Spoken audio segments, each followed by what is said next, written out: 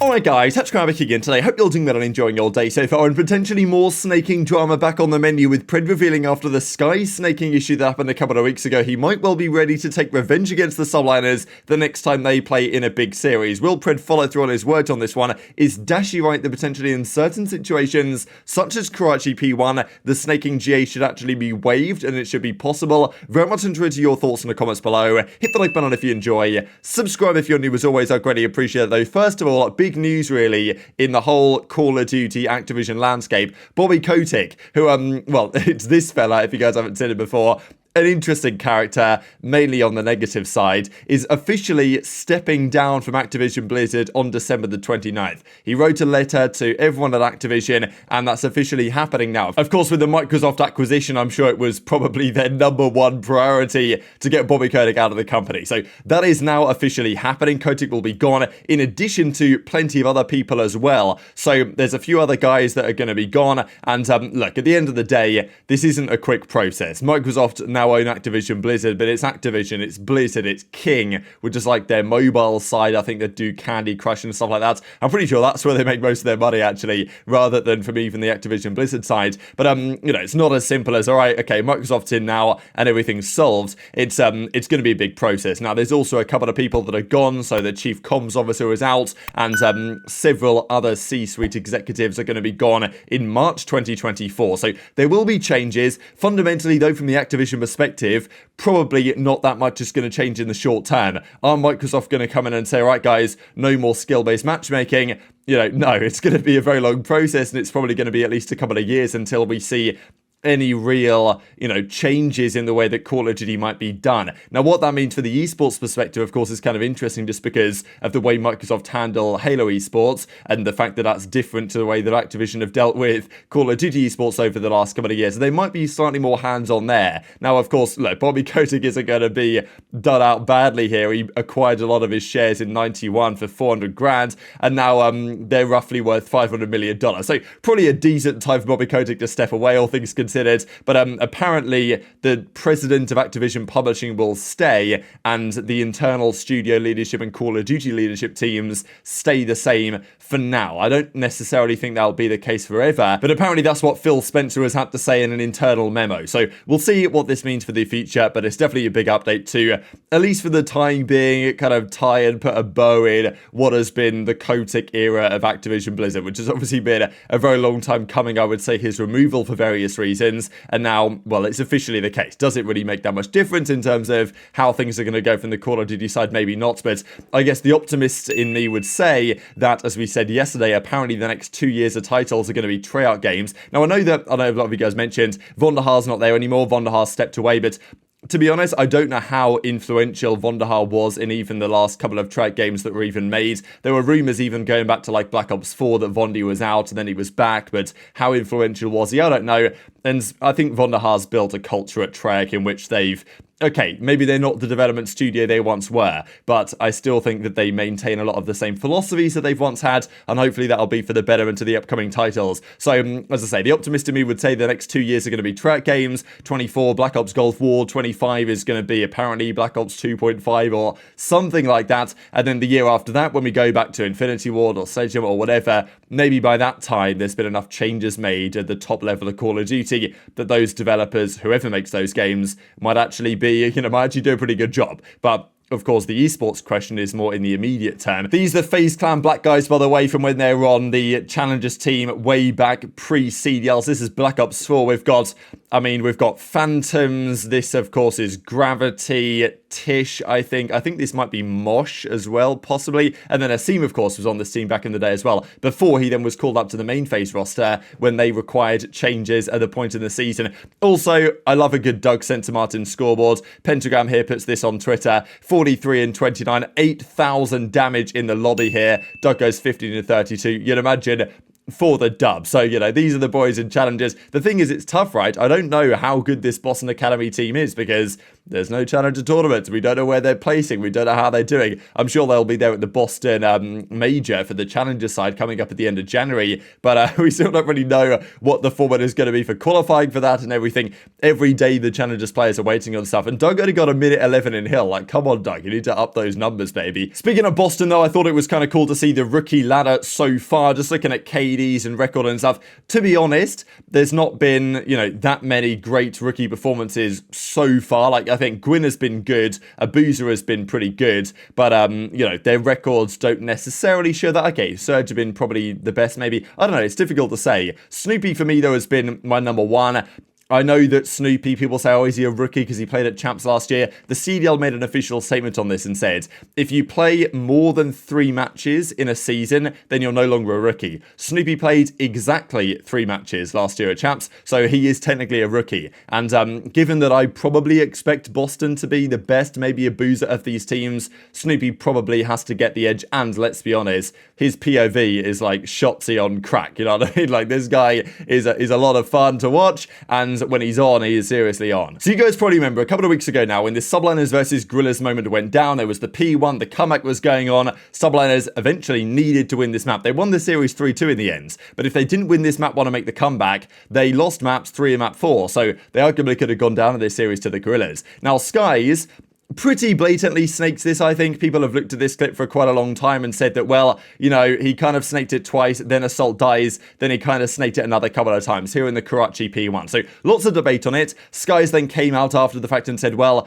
sorry guys, I didn't mean to do it, you know, like, I didn't realize it looked that bad from that point of view, my bad, and, you know, I must apologize and all this stuff. So obviously people said, well, sure, you just snake, you get away with it, you win the map because of it, and then you apologize, and everybody says that it's fine. So we were wondering, what would the consequences for this be? Would there be any consequences as a result? We then found out this past weekend that they'd effectively, other teams refused to warm them up for their scrim as punishment for snaking, which I thought was a pretty good way to do it. But Pred, now this, to be fair, is a few days before Skyz said about the punishment, when this, I imagine, was recorded. But the OpTic guys were watching this moment back on the Game Chat episode and basically saying, well, Pred was very convinced that Skyz was just, you know, snaking really hard during this one, and they had a few interesting ideas both ways. Pred was frustrated with watching Skyz do what he was doing and basically said that, all right, it's time to take revenge in some form or another. Either other teams get 1 free snake against that certain team, or Pred might just take matters into his own hands the next time they play them in a big series, which, you know, let's be honest, could be at the major, like the potentially top 4 teams that should be doing battle a fair bit on land this year. Dashy also though comes up with an idea in terms of maybe in certain situations, the snaking, as in the going prone just about, then sprinting forwards and standing up, and you guys know the movement at this point, should be allowed in certain situations. You see the Caesar snake on P1? Yeah. But did I not say that though? What? P1 Karachi is going to be a close game. Someone's going to start snaking the air. Did you say that? I swear to God, I caught it. Like I said before, whenever the snaking first came, I think I said there's going to be a time where It's Karachi? P1 Karachi is going to end on that hill and someone. It does feel so awkward, bro. Like, whenever you're in there, dude, you can't just, see. You just lay down and accept the defeat, or you literally, like... You have to time the pop-up. It's so weird, though, because, like, you don't want a snake in the back of your head, but, like... You don't want to die. The only way to kill someone is literally if you snake. We should have exceptions. Because there's so many times, like, I'm in there, and, like, I could just... Wait. Huh? Oh, they don't win out this? They died. Who's he looking at? Wait, did he Like, know? why Wait, did he keep checking then let me see the snake At on least he Caesar. saw. It looked like he saw him initially. But it looked like he was like, was that a Oh ghost? my God. Pistol, we Caesar got is pistol class, snaking his ass off. Tweaking? Wait, he did pause. Wait, he's got ammo, no? Who He did? had 16 bullets. He didn't reload. Dude, Oh, I was not even looking at Caesar. Was Caesar snaking there? she's just snaking his dick off. Yeah, and then when one of the players tweeted, "We didn't lose because of you. All good." Nice 5 like pump though. Yeah, because in reality, like, He was probably dead anyway, but that's actually noted though. Everyone gets free snakes. I don't even think they would have killed him there anyways. Everyone gets free snakes in New York though. That's actually noted. Everyone in the league has 1 free like snake on them. Yeah, this was so scam too. oh, This looks like out of a horror movie. Did Pago it's hear like they're him? clearing corners and not. But like they're just tweaking. They're Like, clearing Like, it. yeah, it's like their left eye is just closed and they're clearing. like they're clearing it. Yo, they're clearing it blind. They're like this. They're like this. Can't see anyone. No one in the corner. We good. No one. Yeah, no one in the Watch corner. us like lose COD champs because we don't clear a corner now because we said this shit. Is this the snake? Nah, he already Nah, snaked. nah, He he already already did been it. snaking. Like the damage is done. I actually can't Damage wait. is I done. promise to go if we verse New York and it's a close Damage game. I'm is done. snaking my dick off, dude. Damage is done, bro. Nah, I'm joking. I'm never. I don't want to get red carded by Tommy. So this is then the most recent weekend where, because of that, Skyz and New York were effectively punished. Now, I'm pretty sure they still slammed Vegas 3-0 in this series, but they weren't allowed a warm-up. The other teams refused to do so to get them back for the snaking. So, you know, I think it's a pretty reasonable punishment. Of course, this is kind of first offense, right? Second offense or third offense or whatever you want to say might carry some sort of a different weight. So I think that's one part of it. I think we kind of don't want to get into the situation where the players are taking revenge matters into their own hands by, okay, we're playing New York Subliners, it's Karachi P1, how about I snake Skyz back to get him back for what he did previously? But of course, Skyz snaked against Gorillas, so Pred then snaking, let's just say he did, Pred snaking against Skyz is then going to mean, well, you know, our other team's going to be like, oh, well, Pred snakes P1 now, we want to get revenge and OpTic type thing. So, you know, this is the thing, I don't know, and also Pred's idea that every team gets one free snake against Skyz, it's like, well, you know, all of those circumstances will then also be weighed up and then potentially considered into their own weight of discussions and whether they should get punished equally and all this stuff. So I don't really think we want this whole vigilante justice thing where we get the players taking matters into their own hands and deciding themselves to snake back or do whatever, because then it effectively all descends into chaos, right? This is the thing that we don't want to occur with the snaking GA, I would say, where one person snakes and therefore somebody else snakes them back and therefore somebody else snakes them back, and then, you know, the snaking GA is dead because everybody's doing it all over the place anyway. So I think the way that they kind of punished Skyz in the Subliners here was pretty good, but Pred seems to potentially be looking at, okay, he said, look, I won't do it, I don't want to get the red card from Tommy, but he didn't say I won't do it because I feel like it's morally wrong against Skyz, let's say. He just said, okay, he doesn't want necessarily the backlash, which is good. I mean, the fact that if somebody does it, there's going to be backlash, there's going to be community frustration, the pros are going to wade in. That's a good way to try and incentivize players not to do so. But maybe we haven't seen the end of this just yet. And Dashy's idea was kind of interesting as well. But again, I think that has its concerns and problems potentially in terms of, all right, let's say Karachi P1. It's a tricky hardpoint, right? It's a bit of a weird one. You've got to stay down. I think naturally people are going to lay down, stand up a little bit. And I think that's the hard point of anyone. And Pred said it, right, that he predicted when the snaking GA came into effect that that would be the hill where somebody would need a comeback and somebody was going to snake it and get the dub. That is what he seems to believe that Skyz did, deliberately so, although Skyz might disagree with that in the apology that he came up with after the fact. So Dashy says, all right, maybe Karachi P1, just let them snake, you know, but I don't know if that's necessarily the best idea. It would mean that it's kind of all free game, but it would obviously frustrate people, and then somebody gets snaked hard P1. They say, oh, you know, who's going to agree to this, right? This is the issue. The pros have already agreed, and fair play to them, actually, to GA snaking. You know, what do you then do about, all right, let's allow it on Karachi P1, or let's allow it on this particular hardpoint?